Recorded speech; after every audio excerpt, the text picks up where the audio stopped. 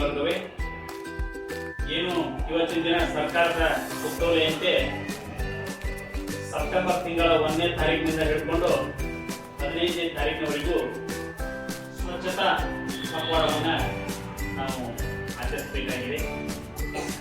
ಅದರ ಪ್ರಯುಕ್ತ ಇವತ್ತಿನ ದಿನ ಈ ಒಂದು ಕಾರ್ಯಕ್ರಮವನ್ನು ಜ್ಯೋತಿ ಬೆಳಗುವುದರ ಮೂಲಕ ಉದ್ಘಾಟನೆ ಮಾಡಿ ನಾವು ನಿರಂತರ 15 ದಿನಗಳವರೆಗೂ ಈ ಕಾರ್ಯಕ್ರಮವನ್ನು ಆಚರಿಸುತ್ತೇವೆ.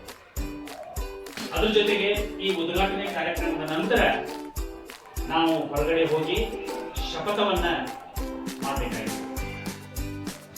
ಈ ಮೊದಲು ನಮ್ಮ ಶಾಲೆಯ ಪ್ರಧಾನ ಗುರುಮಾತೆಯವರು ಜ್ಯೋತಿಯನ್ನು ಪ್ರಜ್ವಲಿಸಬೇಕೆಂದು ಕೇಳ್ತಾರೆ.